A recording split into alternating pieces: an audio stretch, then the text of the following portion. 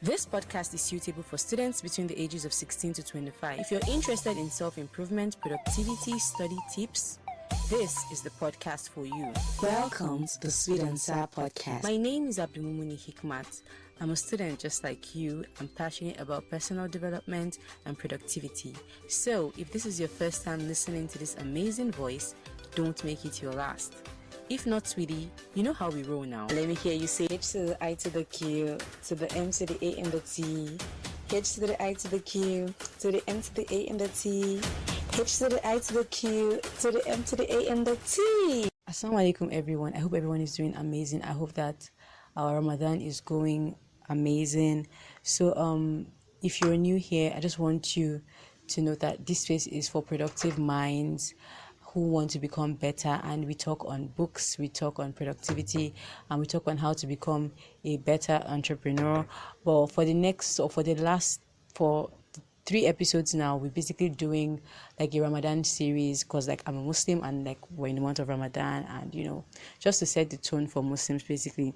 And on today's episode, I'm going to be sharing my hijab story, and my question today is going to be, why is it that some Muslim women wear scarves, some people wear khimar, some people wear jilbab, some even wear niqab? So if you're not a Muslim, like niqab is like, okay, just think of a niqab like a face mask. So some people, you don't see their face basically, maybe just their eyes or something.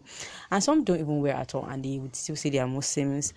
And to be honest, I don't have the answer to that question. I'm not in the perfect position to answer that question. I'm just here to tell my own story, because everybody has a story basically as to the hijab, and maybe some people don't have, but I do have a story as to the hijab. So here's my story. So basically, I did not used to wear the hijab like growing up. Like, how do I start my story?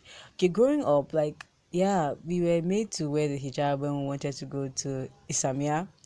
And then I went to like a Christian primary school. I wouldn't call it a Christian primary school, but the owner was a Christian. So we still did like Islamic studies in that school, but basically like there were more Christians than Muslims. And we had this assembly where we'd sing like Christian songs, stuff like that. And so like in the school, we didn't used to cover our hair, and like throughout primary school. So going to the school, when I'm going to school, I don't cover my hair. And then fast forward, going to secondary school, I went to a boarding school, and my boarding school, we only had like a cap, like a beret, where we would use that. And like obviously, like I didn't always wear my beret, and like, so basically I'm just trying to tell you that like I didn't always wear the hijab from small, okay, except maybe when I'm going to the masjid or I'm going to Samia, you get that kind of thing. So that's when I really, really did wear the hijab, like compulsory, like, because you had to wear it. If not, like, how would you just go there? Like, you're going to be looking insane, honestly.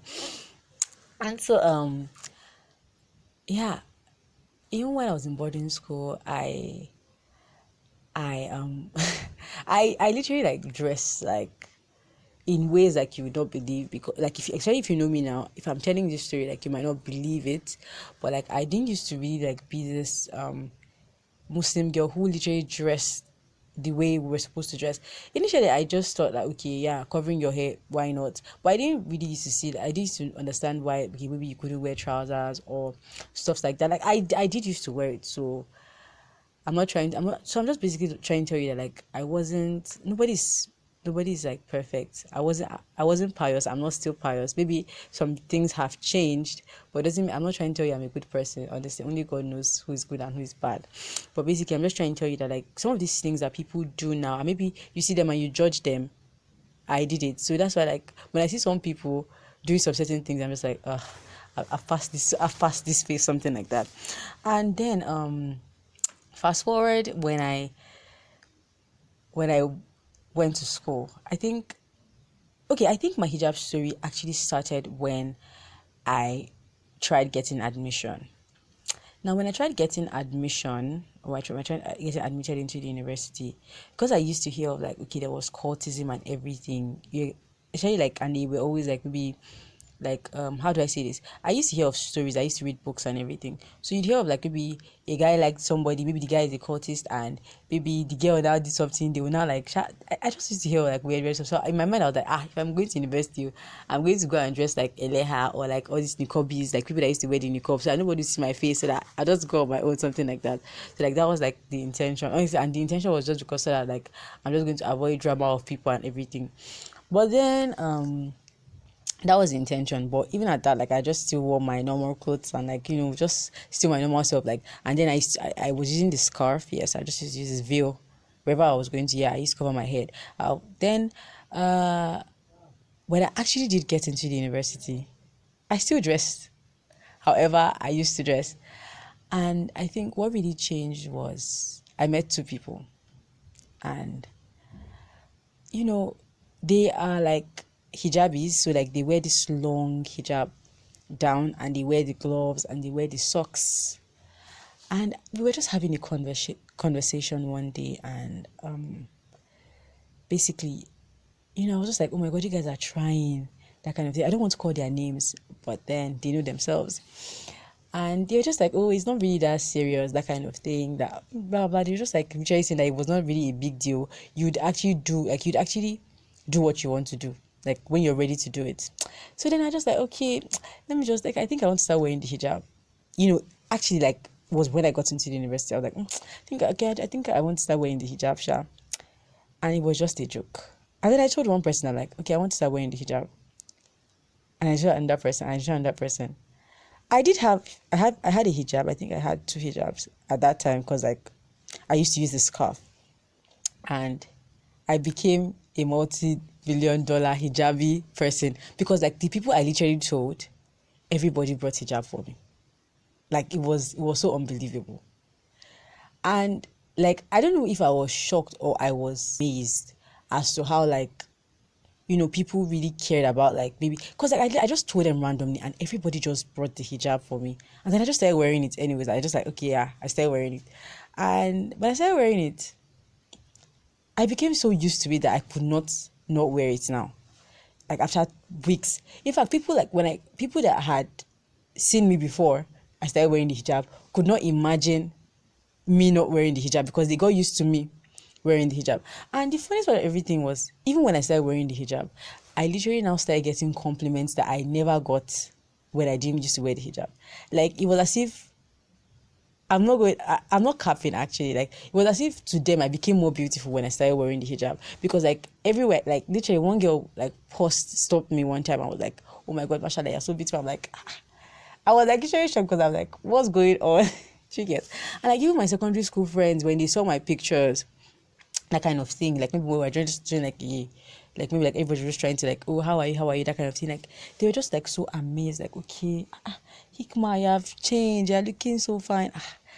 I just felt like, okay, well, like it was just so amazing, honestly. Like, and then like with the hijab again, like I literally got closer to Allah. Like I wish to relive that transition point in my life, because I felt like I was just so close to Allah at that point that like I don't know if I was, but then it was the feeling. I felt more at peace with myself.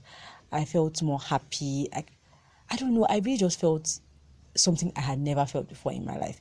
And I think it was at that point I was like, I said to myself that I think I'm now a Muslim because I was born and brought up a Muslim. I'm now a Muslim because I want to be a Muslim. Like, cause like I think I was already of the age where even if I decided to change, maybe my parents and I would just fight, and eventually, but like that kind of thing when you're not forced to do something. My mother never beat me to start wearing the hijab. Nobody ever beat me in my family. It was just something that like, just the acts of 2 girls that just literally changed my life. And honestly, when I think about these people, like they were the most amazing people ever. Like literally, like, okay, we do this fasting on Mondays and Thursdays. Yeah, if you're Muslim, and so those times, if for example I was fasting and let's say we were hanging out together, me and these girls, they would literally like be struggling. Like, okay, no, I'm not going to buy what you're going to use to break, so that I'll get like rewards too. Do you understand? And then like the way they made Islam seem so beautiful, it was something I had never seen before in my life. And it just made me want to learn more. It just made me want to become a better Muslim. It just made me want to become a better person. It just made me want to learn more about Islam, know Islam to I just wanted to be more knowledgeable. And, I felt like this just changed my life, honestly. And then, from then, even when I wanted to go out, depending on the event, I started making sure that I was wearing the proper hijab. Now, hijab basically just means okay, maybe a veil, something like that. But we have criterias that the hijab must follow, and one of it is whatever you're wearing must not be transparent. As a woman, the woman and the man they have their own hijab. So for the woman, your clothing must not be transparent. It must not be too flashy. It must cover everywhere. You understand? Okay, maybe your face. Some people, honestly, there are controversies, but some people will say your face has to be covered. Some people say your face doesn't have to be covered. Your hand have to be covered. But basically, the one that is generally accepted. Some people it's mostly acceptable that okay, you can open your face, you can open your wrists to your your fingers, your ankles. Some people will say you should wear socks. Basically, there are just a lot of things. But for now, I'm still growing. I'm still learning, honestly, and I'm not perfect. I don't think I'm anywhere there yet. But I'm just I just feel I just had to share this story because maybe some people will be surprised, or when I tell people that okay, this thing they are doing, I've done it before, they don't believe me. Maybe I don't know, why would I lie about something like that? I don't know. They don't believe me until maybe I show them a picture, you get, and they'll be like, oh, okay, Hikma, is this really you? And yeah, I just hope that with this whole story that I have told, the basic thing is, depending on where you are at in your hijab journey, don't first of all, don't judge people, because you don't know who is better in the sight of Allah, honestly. And then if you're trying to work on yourself, just try to learn more. Don't how do I say this, but don't start wearing the hijab and stop. It's better for you to not even wear it than when you start wearing it to keep on wearing it for the rest of your life. Do you understand? Then for you to now start and stop. That's why you shouldn't wait for someone to push you. It has to come from within. Nobody beat me to start wearing the hijab. Do you get? It was from myself. So that's why I cannot just wake up one morning and stop, because I will never be comfortable. Maybe exposing my arms as a woman, that kind of thing. And see, don't make this society, because this society that we are today would make you feel like you're an extremist. Yeah, this. Blah blah blah blah. Allah must stand, honestly. Just do your best, and I just pray that Allah would help everybody and help you achieve whatever you want to achieve in this day. Because honestly, you're just trying to do everything for your akhirah. You're just trying to make sure that you get to Jannah at the end of the day, because you can't come to Nigeria and now no enter Jannah. It's going to be bad, fam. So thank you so much for listening to today's episode. I hope that you really took something from this episode. I'm not trying to say I'm perfect. I'm not trying to say I'm a good person now or anything like that. I'm still learning, honestly. I just wanted to share this story because I felt like it has been in my chest for a really long while. And yeah, even my mom was really proud of me, because she never, ever, ever expected it. And that was when she told me that the hijab was something she had always wanted to put on. You understand? But she never really just started putting on the hijab. Do you get? And then when she saw me, she just had to tell me her own goals that time when she was very young, and she was so proud of me. Everybody in my family just looks at me. I'm Hikma, wow. I think my sister is one of the people that I'm oh my God, they cannot believe the transition. So just do your best, and inshallah Allah will help you. So until next time, guys, make sure you subscribe, do what you have to do, and just give us a rating. Thank you so much. Jazakumullahu khairan to everybody that listens to this Ramadan series, and I really hope it helps you. Thank you. Bye.